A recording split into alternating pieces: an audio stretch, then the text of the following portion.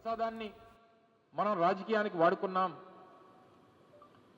ఈరోజు ప్రజలకు ఏమని సమాధానం చెప్తాం?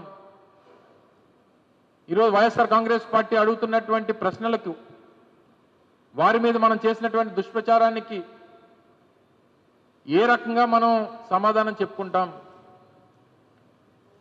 అనేటువంటి భావనలో ఉన్నటువంటి తెలుగుదేశం పార్టీ లేదా కూటమి ప్రభుత్వం విద్వేషాలను రెచ్చగొట్టేటువంటి విధంగా ప్రేరేపించేటువంటి కార్యక్రమాలకి గడిచినటువంటి 3-4 రోజులుగా రాష్ట్ర వ్యాప్తంగా ఎక్కడికక్కడ ఫ్లెక్సీలు ఏర్పాటు చేయడం, జగన్మోహన్ రెడ్డి గారి మీద, అప్పుడు టీటీడీ చైర్మన్గా ఉన్నటువంటి సుబ్బారెడ్డి గారి మీద, భూమన కరుణాకర్ రెడ్డి గారి మీద, తిరుపతి లడ్డూని యానిమేట్ చేస్తూ దానికి ఉన్నటువంటి పవిత్రతని డిగ్రేడ్ చేస్తూ తప్పుడు ప్రచారం చేస్తూ అన్ని ప్రాంతాల్లో, రాష్ట్ర వ్యాప్తంగా అన్ని నియోజకవర్గాల్లో, అన్ని ప్రాంతాల్లో, అన్ని జిల్లాల్లో కూడా మళ్ళీ చేసేటువంటి ఆ తప్పుడు పనికి కూడా ధైర్యం లేకుండా ఏదో ఎవరో అనామకులు పెట్టినట్టుగా ఫ్లెక్సీలు ఏర్పాటు చేసి రెచ్చగొట్టేటువంటి కార్యక్రమం చేశారు. నిన్ననే చూసాం. నిన్న కాక మొన్న అంబటి రాంబాబు గారి తాలూకా ఇష్యూలో దీని మీద రాష్ట్ర వ్యాప్తంగా వైఎస్ఆర్ కాంగ్రెస్ పార్టీ కాల్ చేసింది. చేసి రాష్ట్రంలో ఉన్నటువంటి అన్ని ప్రాంతాల్లో కూడా ఈ ప్రభుత్వానికి బుద్ధి రావాలి, ఈ ప్రభుత్వ పెద్దలు చేసినటువంటి పాపానికి, వారు చేసినటువంటి తప్పుడు ప్రచారానికి, వారు చేసినటువంటి ఒక పెద్ద కుట్రకి ఈ ప్రభుత్వంలో ఉన్నటువంటి ముఖ్యమంత్రి కానీ, వారి కొడుకు కానీ, వారి సహచరులు కానీ వీరందరికీ బుద్ధి రావాలన్నటువంటి ఒక కార్యక్రమాన్ని పార్టీ పరంగా మేము తీసుకున్నాం. రాంబాబు గారు తిరిగి వస్తుండగా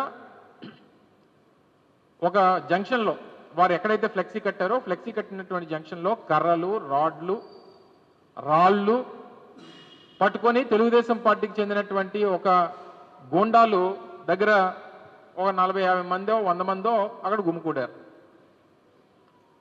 వీరికి ప్రొటెక్షన్ ఎవరంటే పోలీసులు. అంటే అసలు కర్రలు, రాడ్లు పట్టుకునేటువంటి సందర్భంలోనే వాళ్ళని చెదరగొట్టాల్సినటువంటి పోలీస్ శాఖ వారికి సెక్యూరిటీ ఇస్తూ రాంబాబు గారు కారు వస్తున్నప్పుడు వారు దాన్ని అడ్డగించడం, కుటుంబ సభ్యుల్ని నోటికొచ్చినటువంటి మాటలు బూతులు తిట్టడం, వీరిని ప్రేరేపించడం, కర్రలతో కారుని కొట్టడం, వారిని నోటుకొచ్చినట్టుగా ఒకరిద్దరు లేడీస్ అయితే మరి ఎవరో గ్రంథాలయ సంస్థ చైర్మన్ అంట అక్కడ గుంటూరు, వారు నోటుకొచ్చినటువంటి బూతులు తిట్టారు. సహజంగా ఆ మాస్ ఆ ఇన్సిడెంట్లో ఎవరన్నా సరే రియాక్ట్ అవ్వాల్సినటువంటి పరిస్థితి వస్తుంది. మానవ జన్మ ఎత్తినటువంటి ఏ ఒక్కడన్నా సరే రియాక్ట్ అవుతూ ఉంటారు. ఆ ఇన్సిడెంట్ దానికి major failure law and order. సరే, తెలుగుదేశం పార్టీ నాయకులు, గూండాలు అంతకంటే గొప్పగా ప్రవర్తిస్తారని చెప్పి ఎవరు ఊహించాం. అటువంటి పరిస్థితులు వచ్చినప్పుడు పోలీస్ శాఖ స్పందించాల్సినటువంటిది, రియాక్ట్ అవ్వాల్సింది, అక్కడ ఉండి వారికి సెక్యూరిటీ ఇచ్చింది. అయిపోయింది, ఇన్సిడెంట్ అయిపోయింది. రాంబాబు గారు వారి నివాసానికి వచ్చారు.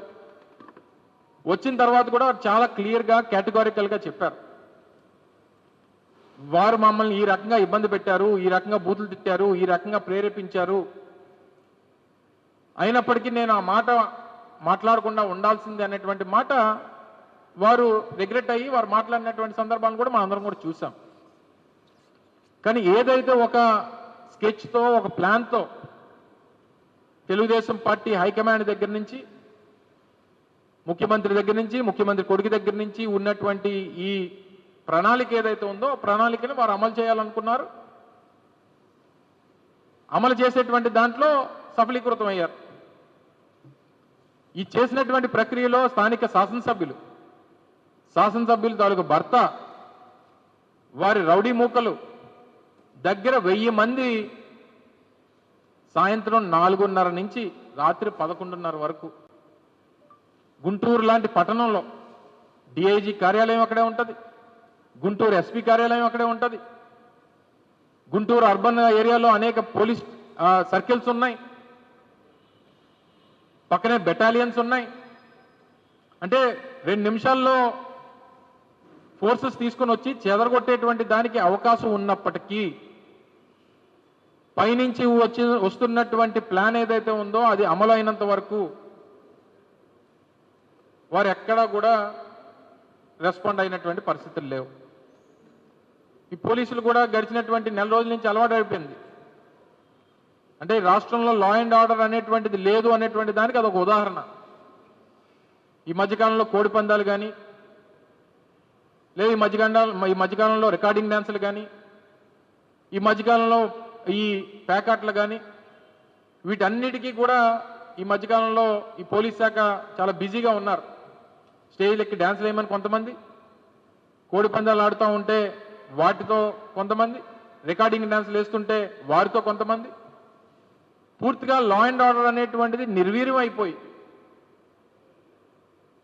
అంటే పోలీసు శాఖ అంతా కూడా తెలుగుదేశం పార్టీ ఒక ఒక అఫిలియేటెడ్ వింగ్ లాగా ఈరోజు తయారైపోయినటువంటి పరిస్థితులు ఉన్నాయి. నేరుగా రాంబాబు గారు పార్టీ కార్యాలయంలో ఉన్నారు. ఎదురుగా ఉన్నట్టు వారి ఇంటి ఎదురుగానే వారి పార్టీ కార్యాలయం ఉంటుంది. వారి పార్టీ కార్యాలయంలో వారు ఉంటే ఎదురుగా ఉన్నటువంటి వారి ఇంట్లో వారి భార్య, కూతుర్లు, మనవళ్ళు అందరూ ఇంట్లో ఉంటే ఇంట్లోకి వెళ్ళాల్సినటువంటి పని ఏంటి? ఇంట్లోకి వెళ్ళి ఇంట్లో ఫర్నిచర్ ఇచ్చేసి ఫర్నిచర్ నిప్పు పెట్టి వారిని సజీవదానం చేయాలి, రాంబాబు గారిని హతమార్చాలి అనేటువంటి ప్రయత్నం చేస్తూ ఉంటే రాష్ట్రంలో ఒక మాజీ మంత్రికి ఆ పరిస్థితి వస్తే ఇంకా మిగిలిన వాళ్ళ పరిస్థితి ఏంటి? సరే, దాని మీద కేసు పెట్టారు. మరుసటి రోజు జోగి రమేష్ గారి ఇంటి మీద దాడి చేశారు. వారి మీద ఏకంగా పెట్రోల్ బాంబులు వేశారు. వారింటికి నిప్పు పెట్టారు.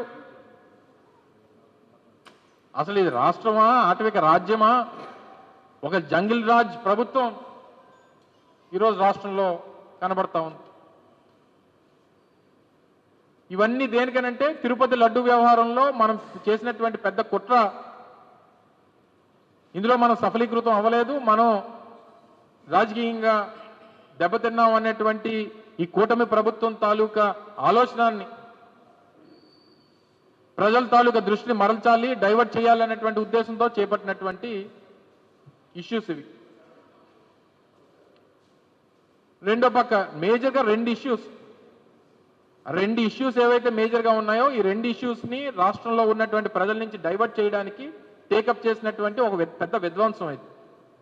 ఒకటి తిరుపతి లడ్డూకు సంబంధించినటువంటి వ్యవహారం ఒకటైతే, రెండోది విశాఖపట్నంలో ఉన్నటువంటి గీతం సంస్థకి, అంటే చంద్రబాబు నాయుడు గారి తాలూకా కుటుంబం చేస్తున్నటువంటి భూ దోపిడీని, ఈ 5,000 కోట్ల రూపాయల భూ దోపిడీ ఏదైతే ఉందో దీని నుంచి కూడా ప్రజల తాలూకా దృష్టిని మరల్చాలనేటువంటి ఒక ఉద్దేశంతో చేపట్టినటువంటి ఇష్యూస్. ఒకటి తిరుపతి లడ్డు, రెండు చంద్రబాబు నాయుడు గారి కుటుంబం భూదోపిడి. ఈ రెండు సబ్జెక్ట్స్ని ప్రజల్లో పెద్ద ఎత్తున చర్చ జరుగుతూ ఉంది అనేటువంటి ఒకే ఒక నెపంతో చేపట్టినటువంటి విధ్వంసం ఇదంతా కూడా. అంటే మీరు ఈ రకంగా విధ్వంసం చేస్తే, రాష్ట్రంలో ప్రభుత్వం ఈ రకంగా వ్యవహరిస్తూ ఉంటే, లా అండ్ ఆర్డర్ అనేటువంటిది రాష్ట్రంలో లేకపోతే ఇంక ఈ రాష్ట్రంలో పెట్టుబడులు పెట్టడానికి ఎవరు వస్తారు? ఈ రాష్ట్రంలో ఉండడానికి ఎవరు ఇష్టపడతారు? ఈ రాష్ట్రంలో లా అండ్ ఆర్డర్ లేదనేటువంటి పరిస్థితులు తీసుకొని వస్తే ఈ రాష్ట్రం తాలూకా పరిస్థితులు ఏంటి? తీరా స్థానిక ప్రజాప్రతినిధి, స్థానిక పార్లమెంట్ సభ్యులు ఆయన ట్వీట్లో ఒకటి తెలియజేశారు. ఆయన ఏమంటాడు? వైఎస్ఆర్ కాంగ్రెస్ పార్టీ ఇది 5,000 కోట్ల రూపాయల భూమి అని చెప్తా ఉంది, ఓ ప్రచారం చేస్తూ ఉంది. దీని విలువ అంత కాదు, 1000 కోట్లే అని చెప్తున్నాడు.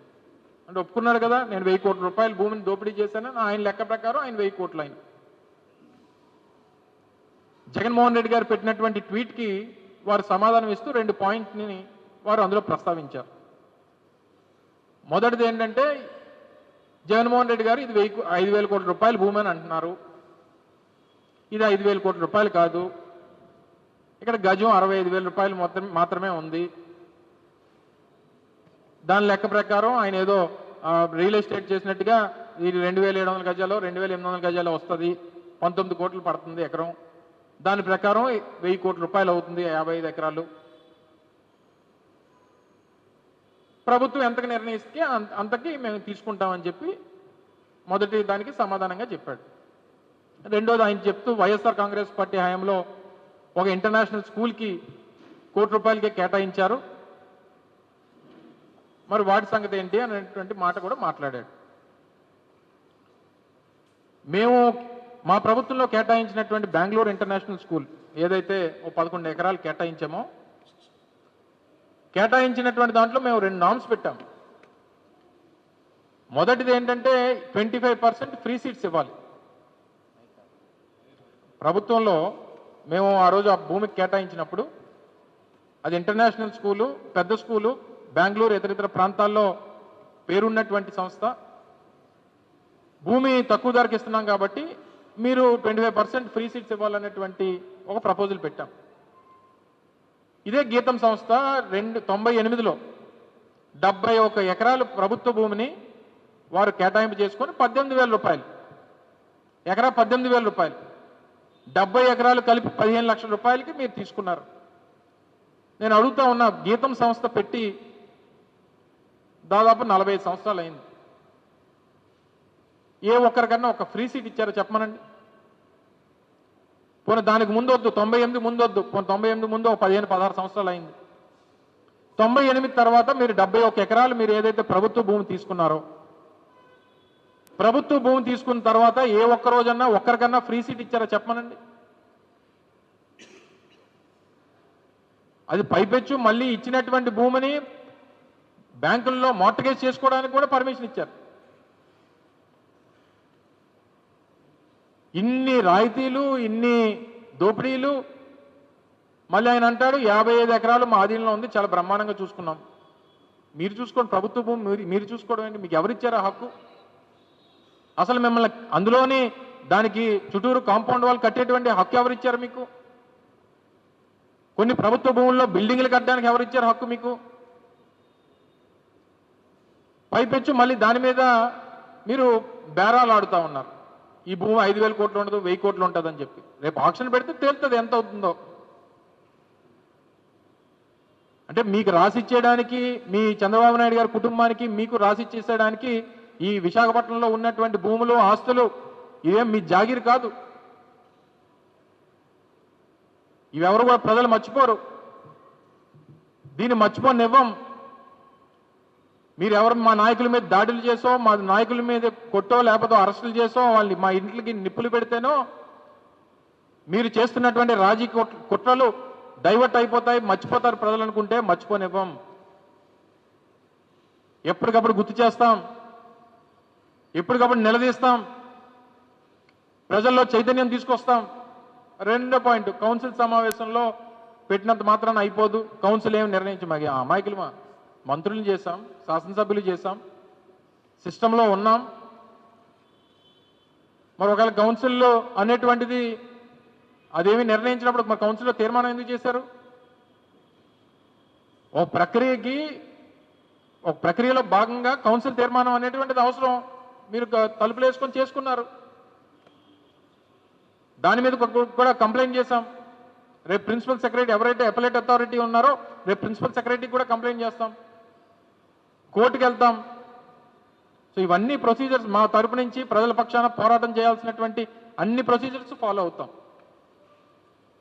మీరు తిరిగి తీసుకొని వచ్చి మీరేం మాకు సూక్తులు చెప్పాల్సినటువంటి పని లేదు. మీరు చేసేటువంటి మీ దెయ్యాలు వేదాలు వల్లించినట్టుగా మీరేం మాకు నీతులు వల్లించాల్సినటువంటి అవసరం లేదు.